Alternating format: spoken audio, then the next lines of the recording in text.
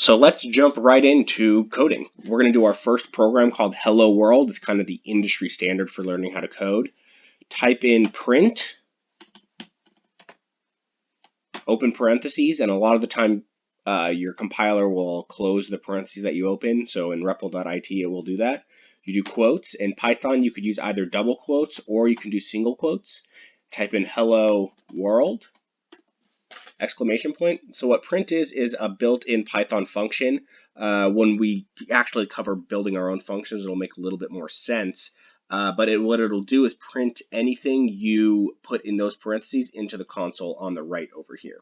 So if we were to click run, it's going to compile the code. And if you look on the right side, it'll say hello world. So that's how you code. You just created your first program. We're going to get obviously into a little bit more interesting programming things, but right now that's all you need to know, and you made your own first program.